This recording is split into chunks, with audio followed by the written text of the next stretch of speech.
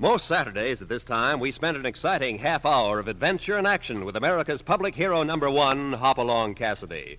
Well, even two-fisted cowboys take summer vacations when they can, and Hoppy is no exception.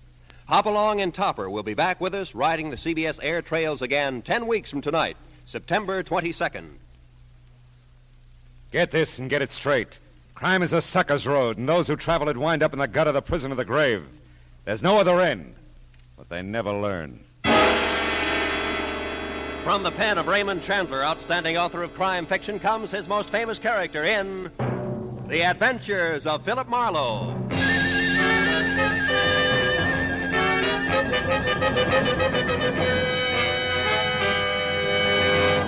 Now, with Gerald Moore, starred as Philip Marlowe, we bring you tonight's exciting story, The Dear Dead Days.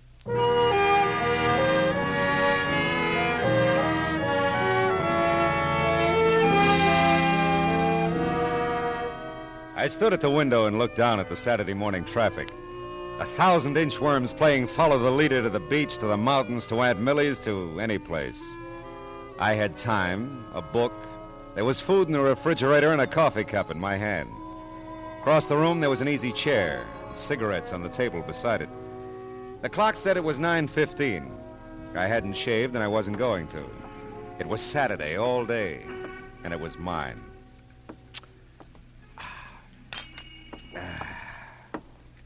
Now, let's see, where was I? Oh, yeah, here it is. She was the most breathtaking thing he'd ever seen. She lay back on the divan, stretched, smiled languorously up at it. Oh, no. Okay. Hello. Mr. Marlowe? Mr. Philip Marlowe? Speaking. You don't know me, Mr. Marlowe. My name is Phoebe Cardwell. Mrs. Phoebe Cardwell. Yeah? Well, I thought perhaps the name would mean something to you. Cardwell? No, I'm afraid not. Oh, well, no matter. You do help people, don't you? I mean, if someone is missing, you find them. Well, sometimes, Mrs. Cardwell. It all depends. Have you checked the police? Oh, no, my dear, no, I wouldn't think of that. Oh? You see, it's Stevens, my chauffeur. Oh, well, now, I mustn't mislead you. Strictly speaking, he is not my chauffeur. But strictly speaking, he is missing. Yes, at least he seems to be, and I don't trust phones entirely, Mr. Marlowe. I couldn't even have called you except Matilda went to a friend's, and I do need your help. Yeah, I see. If Well, you could come out right away. It's most important to me. I live in Venice, Mr. Marlowe. If you drive down Sepulveda to Washington Boulevard.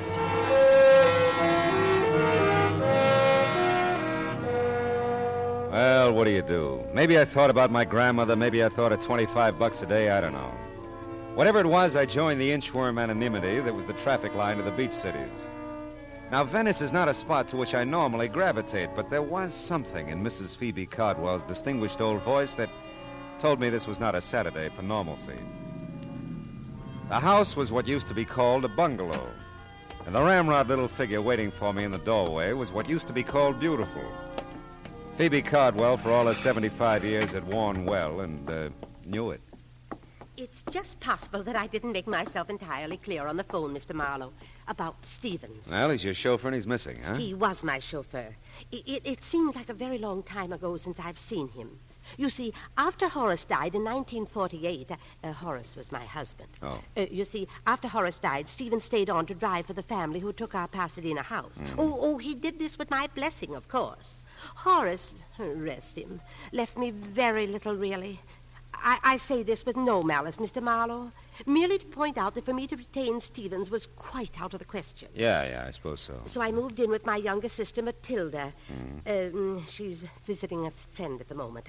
I wouldn't want Matilda to share my concern over Stevens, and I'm sure you'll respect that. Oh, of course, Mrs. Cardwell. Thank you. Now, look, so far as you know, is Stevens still driving for the family who took your house? Oh, I'm sure he is. He must be. It's just that, well, on Thursdays, his day off, he always brought the limousine over to take me for rides and run my little errands. Oh, understand now. The Brants are fully aware of this. That's the family he works for. Who have my home in Pasadena. And Stevens hasn't been to see you in some time. In weeks, and not a word, you understand. I find it difficult to tell you precisely how I feel about this, Mr. Marlowe. Stevens is like a son to me. Perhaps he's ill or troubled. Oh, I'd want to know that. I might be able to help. You phoned, I suppose? Oh, I'm embarrassed to say how many times. But no answer, none at all. I've a writing desk in my room, Mr. Marlowe. I'll write the Pasadena address and phone number for you. My number, too. Oh, I shan't be a moment now. I'd seen the ring when I first sat down opposite her. First because it was big, almost massive on a tiny right hand. Then because it didn't fit the rest of the lavender and old lace picture that she presented. A mass of jade and gold carved with oriental figures. A foreboding thing that reeked quality of its kind and value. After she left, the vases jumped out at me from the mantel. Small, gold, and jade again. And as incongruously out of place as Phoebe Cardwell in Sister Matilda's bungalow. There. Now, that didn't take long, did it? Oh, not long at all. Oh, I like you, Mr. Marlowe. You'll find Stevens for me, I know. Well, I hope so, Mrs. Cardwell. And if I do, what'll I tell him? That I want to see him or hear from him. Stevens will understand. Yeah, well, Oh, dear. Huh? That's Matilda. Phoebe, I'm home, dearie. So I see, my dear. Mr. Marlowe, may I present my sister, Miss Reed? Miss Reed? With an eye like Wallace Reed. I'm sure, Mr. Oh, but maybe you don't remember Wally? Well, I tell you, Matilda dabbled in theatricals at one time, Mr. Marlowe. Dabbled in theatricals. I was in pictures in the golden era, Mr. Marlowe, when silence was golden. Oh, that Wallace Reed, yeah. Mr. Marlowe's in insurance, my dear, and some younger than we are. Did you see the covered wagon? Ernest Torrance, I had a big scene with him on the prairie, right by one of the wagon wheels. No, not first run. I'm waiting for it to come to my neighborhood theater. Matilda was a doll. Real live Cupid doll, but her role in this thing was strictly comedy relief. The drama, if there was any, was Phoebe Cardwell. A missing chauffeur that wasn't hers anymore, and the glaring memory of jade and gold that didn't seem to fit anywhere. Well, I missed the house on Orange Grove Avenue by 2 numbers, parked the car, and walked back. The old Cardwell place was set well back from the street, and its solid red brick looked big, important, and empty. Nobody home. Nobody home. At first, I thought there were 3 honey-colored Afghans on the lawn next door. But the one in the middle was talking to me. And as I walked closer, I could see she was by far the prettiest. And undoubtedly something more than man's best friend. The Brants are at Emerald Bay for the summer. I thought I'd told everyone. Yeah, well, I'm the one who forgot to ask you. My name's Marlowe. I'm Kip Harcourt. Margaret Reilly. Kip's for the reserve section. Hello, Kip. I've never seen you before. Yeah, well, believe me, I'm sorry. I believe you, Marlowe. Yeah, I got a first name. I like Marlowe. Oh. Forget about the Brants. Come on and play on this side of the hedge. I don't know the Pasadena rules. Same as Texas. No. Looks like we're going to have to move over. I'll give Stevens a raise for this. Thought you said nobody was home. Stevens doesn't count. He does with me. Don't move. I want to remember you like this always. You'll be back, Marlowe? This you know. Hey, Stevens. Stevens, wait a minute. I'd like to see you. Yes, sir? I'd like to talk to you about Mrs. Cardwell. Is something wrong, sir? Oh, no. She's fine. I'm Philip Marlowe, Stevens. Is there someplace we can have a visit? We're upstairs over the garage in my quarters, sir. Come along. Mrs. Cardwell isn't ailing, is she, sir? Oh, no, looked fine when I left it less than an hour ago. Oh, I'm glad to hear that. Yeah, here we are. Come inside, sir. Hey, nice place you've got here, Stevens. It's a bit stuffy in here, I'm afraid. I've been closed up a few days. Oh, Yeah, now. Sit down, sir. thanks. Say, Stevens, Mrs. Cardwell misses you, and you can drop the sir with me. Marlowe will do, huh? Well, I'll try, sir, Mr. Morrow. But a habit of 20 years or so, you know. Sure. Now, Mrs. Cardwell misses me? Is that what you've come to tell me? Well, that's about all she told me, Stevens. I understand you skipped a few of your regular Thursday visits with her, and, well, she's concerned about you. Well, I must say that's generous of her. Of course, it's not been a few visits at all, Mr. Marlowe. I've missed the last 2 Thursdays, and for a quite legitimate reason. My employers, the Brants, have opened their Emerald Bay place. Yeah, so Kip told me. The Miss Harcourt, I mean. Mrs. Harcourt, sir. Oh, really? That's too bad. Is it, sir? Yeah. Well, look, Mrs. Cardwell seems like a nice old lady. You know what you mean to her. It's not just you she misses, you understand? It's a way of life, something she was part of and enjoyed. Status, I think they call it. You know, it can be pretty important, Stephen. I understand that, sir. Sure you do. You'll give her a break, I know. Call her now that you're back in town. You know, keep in touch, huh? Yes, I... Oh, excuse me. Sure. Don't leave, sir, please. There's something I'd like to ask you. Stevens seemed like a right guy. Anyway, I was wondering about Kip, Mrs. Harcourt. I had her figured all right, but not for married. I dismissed it to the back of my mind and started casing Stevens' little palace. It was nice enough in the brown to gray motif, neat, tidy, like Stevens, except for a bunch of packing boxes grouped in the corner behind the divan. And on top of them, 3 items that stopped me cold. A large bowl, a smaller one, and a long oblong box. All a mass of jade and gold carved with oriental figures. You admire Oriental art, Mr. Marlowe? Not specially. Do you, Stevens? Not specially, sir. You said you'd like to ask me something. Yes, and if I may, sir, I'd appreciate a straight answer. All my answers are straight, Stevens. It's my questions that get tricky. I'll remember that, sir. Are you certain you've told me everything Mrs. Cardwell said about me? Very certain. Does it strike you as odd, sir, that she'd hire a man of your particular capabilities to deliver the simple message that she misses me? Matter of fact, it does, Stevens. Strikes me as very odd.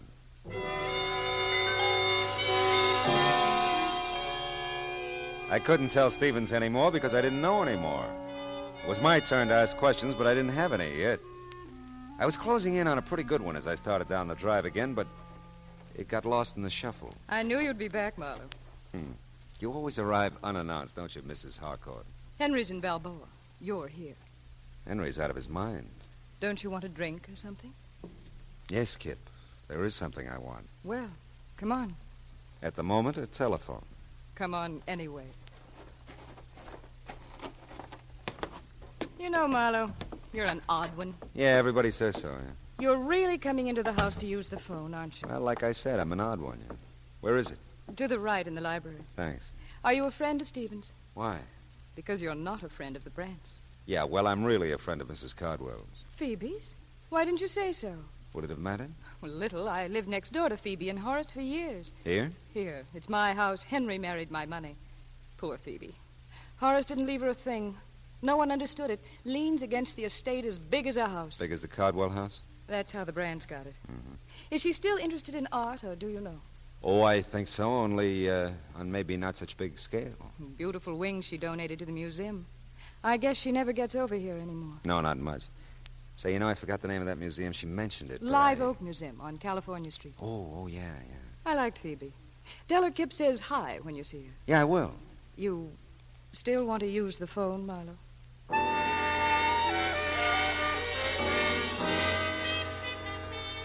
I used the phone. I called Phoebe Cardwell, explained Stephen's absence, and gave her Kip's best. And the case was closed. All I had to do was wait for a check. But all of a sudden, I didn't feel very good about any of it. It was like a hangover. You know, I felt something should make sense, but nothing did. The jade and gold at Phoebe's, the stuff in Stephen's quarters that looked just like it. Was it hers? Did she give it to him? Did he take it? Questions I had, but no answers. I stood there at the window in Kip's library and watched the car pull to a stop in front of the old Cardwell place. Watched the thick little man get out and start to walk up the gravel driveway. I wasn't sure until he walked right past the library window. Then I knew I had the beginnings of all the answers. The thick little man was Fritzy Ott, one of the better fencers around town. And he was on his way to see Stevens. A minute later, Kip told me of empty servants' quarters over her garage. Another minute later, and I was there. The two garages weren't 6 feet apart. And there was lots to hear if you listened. I listened. But look, Stevie boy, you don't have it all. That's not quite the point now. Can you dispose of it? I don't know. Two things, Stevie boy. One, collections are tough to fence. Real tough. Two, this isn't the whole deal. But I don't understand. This isn't the whole deal. Some pieces missing. I've seen pictures of the Sinku collection. Some pieces are missing here. 2 vases and a ring, to be exact. Yeah, you're right. You got them? Well, not exactly. I might be able to get them. Look, I'm trying to tell you, Stevie boy. One, I'm not even sure I can fence the whole collection. But two, I ain't got a prayer of doing it if it's incomplete. Are you with me there? Do you understand that? Yes, I understand it. It might take time to obtain the other pieces. Then you better spend some time, Stevie boy, or we got no arrangement whatsoever. I tell you, I'll nose around, see what's the best deal I can get, providing you deliver the full treatment. You see what you can do about getting it, and we'll meet here tomorrow at noon. But I really don't think it. Oh, never mind. I've got to have the money. All right. Tomorrow at noon. You didn't have to hang any signs on it. It was all there, or most of it was. The Sing Koo collection meant very little to me, but it meant money to Stevens and Fritzy Ott. I had an idea it meant something else again to Phoebe Caldwell. And I had another idea.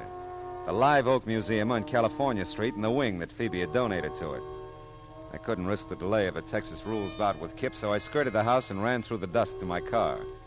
5 minutes later, I stood in front of the words Live Oak Museum, Percival Wallace, director, open to visitors 9 to 5 weekdays, 9 to 12 Saturdays, 12 to 5 Sunday afternoon. Oh, nuts.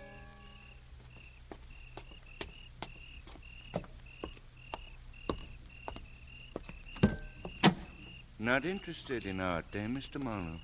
We've done that bit, Stevens. My answer was not specially. I dislike dissuading you in this manner, sir, but I'm a quite accurate shot. You know, I believe that, Stevens? If I can't persuade you with this warning, I'll not hesitate to use this gun. I'll not hesitate at all, sir.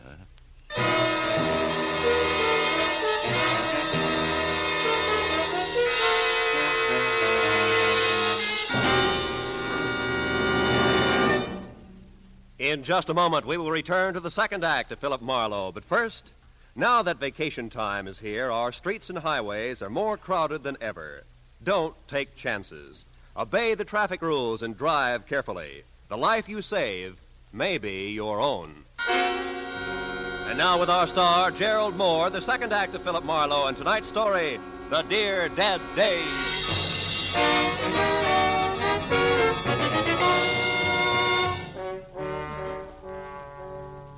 Stevens had a dominant personality for a chauffeur. He could give orders as well as take them. And I'm not a man who's at his best staring down the nose of an automatic. Well, we told each other a very proper good evening, and he left me with my thoughts, which were several and urgent. I bundled them together and headed for the Times office in downtown L.A. Note, there's just one thing mustier than an old newspaper file. That's the man who files it. 1948 was a big year, news-wise, Philip. The files are heavy. Well, how was it obituary-wise, Belton? That should lighten it. Local, national, or international? Local, Pasadena. Name, address? Horace Cardwell, Orange Grove Avenue. Cardwell, Horace. That's it. January 30, 1948. Page 1, part 2.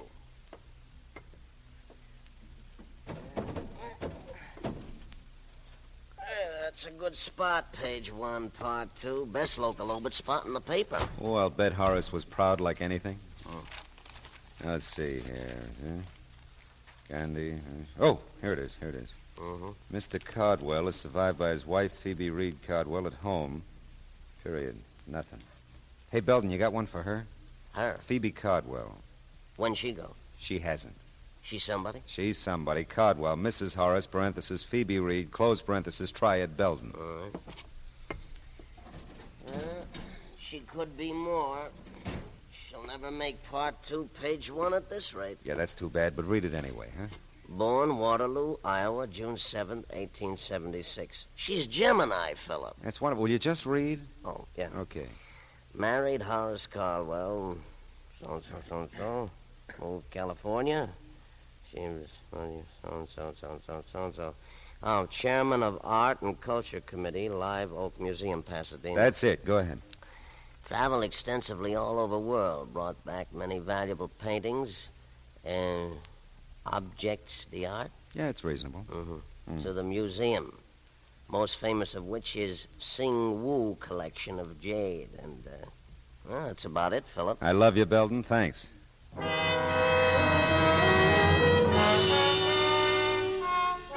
So Phoebe had brought the Sing Woo jade collection to Live Oak Museum in the first place. Now she had some of it, Stevens had more. And Fritzy Ott was even now nosing around for a taker. Where did that leave the museum? Nowhere, so far as I knew. Except closed till noon tomorrow, Sunday. And noon tomorrow, Sunday, would be too late. Fritzy and Stevens would be together by that time. Note, Percival Wallace is a quiet little man who doesn't like to talk to private eyes about museum business at home or anywhere. The museum has operated for 30 years, Mr. Marlowe, and not one shred of notoriety. Not one shred. Well, I think we can keep the record clean, Mr. Wallace. All I want to know is when the Sing Wu collection was stolen from the museum. I didn't say it was stolen. I said we no longer had it. Okay, you no longer have it. How long have you no longer had it? Well, it was since Christmas week, 1947. Would you notify the police? Certainly not. Why? Mr. Marlowe, I've tried to tell you, not one shred of notoriety in 30 years. Yeah, but it's a valuable collection and it's missing. The board of directors did subscribe to a reward, Mr. Marlowe. Only a fraction of the Sing Wu's real worth, of course. A mere $20,000. But, of course, this was done very quietly. Very quietly. So quietly, nobody knows about it. All right, tell me, did Mrs. Cardwell contribute to the reward? I don't recall. And you wouldn't say if she did. Thanks, Mr. Wallace. You're just downright bully.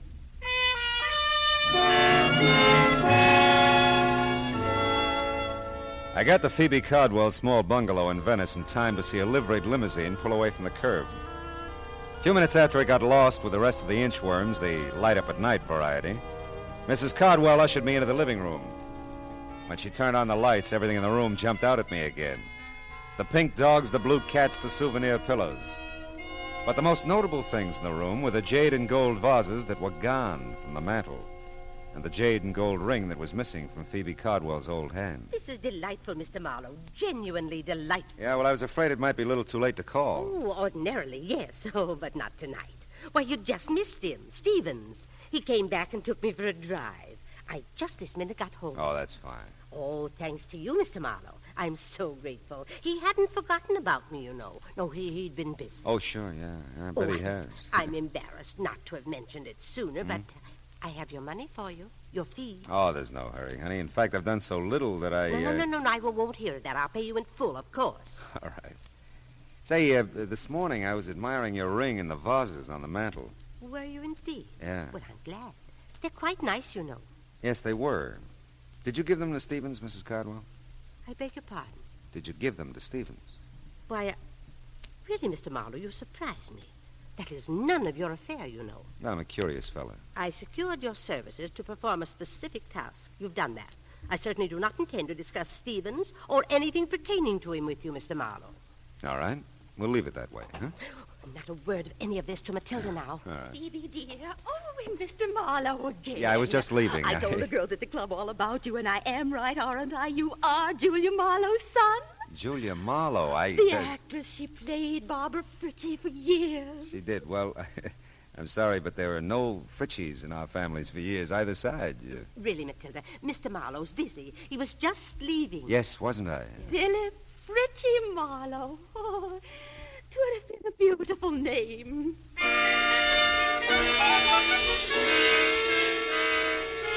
The lights in Kip Harcourt's house were off when I got back to Pasadena. Those in Stevens' quarters above the garage were still on. It was better that way.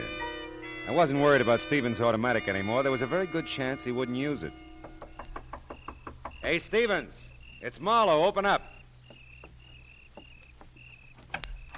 Apparently, I didn't make myself clear, Mr. Marlowe, sir. If you still want to try your aim when I finish talking, I'll be a willing target. Come in, sir. It's almost midnight. You're meeting Fritzy at noon tomorrow. We're going to have to work fast. I warned you to stay out of it, Mr. Marlowe. Now, listen, Stevens, hear this. I know about a lot of it, and I got some good guesses on the rest. Let's make a deal. I'll tell you what I know and what I guess. If I'm right, you can get in touch with Fritzy tonight. And if you're wrong? Well, if I'm wrong, one of us deserves to be killed. Go ahead, sir. Okay. Horace Cardwell was a wealthy man, a very wealthy man. He was a good businessman, and he loved his wife very much. That's right, sir. When he died, there was almost no money. A small amount maybe for Phoebe, but the house, everything in it, the cars, everything, went to pay off debts, liens against the estate.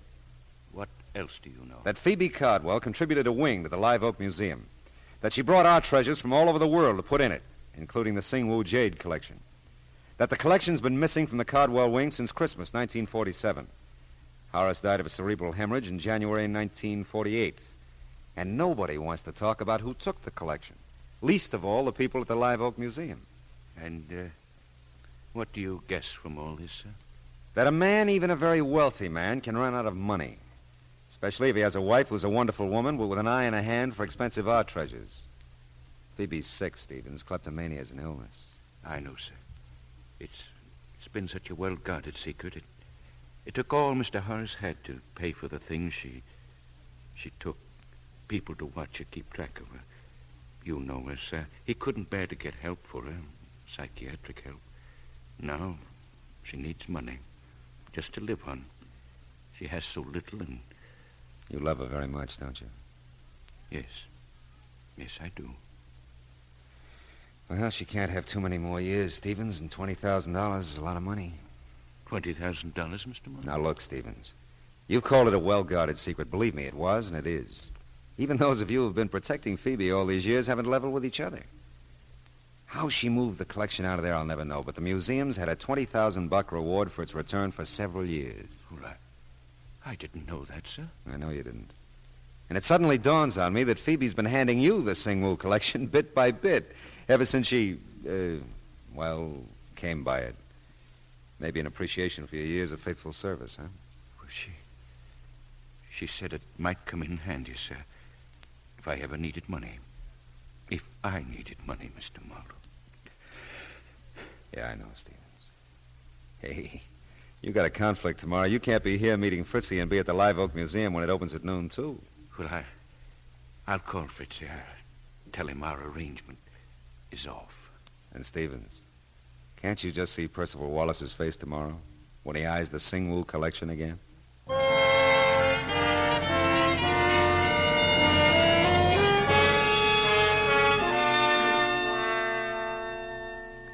Footnote to a happy ending. By 12:30 Sunday afternoon, the museum had the collection, Stevens had a certified check for $20,000, and we had an understanding that Phoebe Cardwell would suddenly discover that Horace had left her some money after all. $20,000 in a checking account that had somehow been overlooked till now. Oh, well, the rest of Sunday was all mine. And I stood at my window and looked down on 1,000 inchworms playing Follow the Leader. Back from the beach, the mountains, from Aunt Millie's, from anywhere. All kinds of people. Nice people. Not so nice people.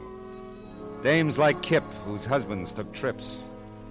Sweet, harmless old ladies who took collections. Oh, well, where's that book? Oh, yeah. Now, where was I? Oh, yeah, here it is. She was the most breathtaking thing he'd ever seen. She lay back on the divan, stretched, and smiled languorously up at him.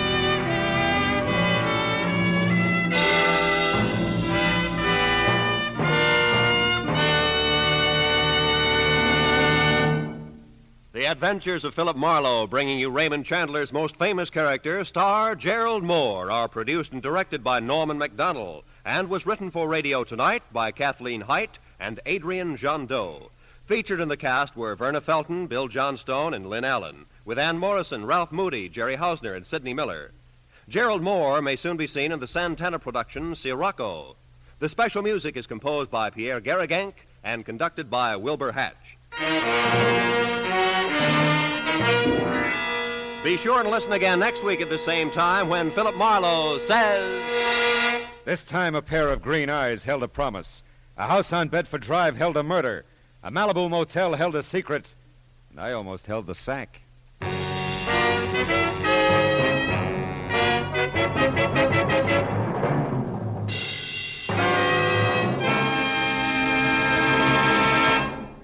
Songbird Evelyn Knight, a favorite CBS singing star, helps out vocally on The Mario Lanza Show tomorrow evening on most of these same CBS stations. Stay tuned now for Gangbusters, which follows immediately over most of these same CBS stations.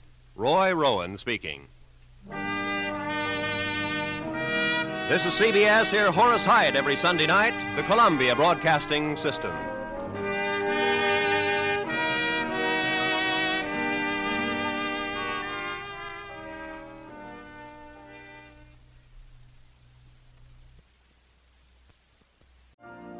You've been listening to the OTR Gold Network. Find more classic radio at otrgold.com.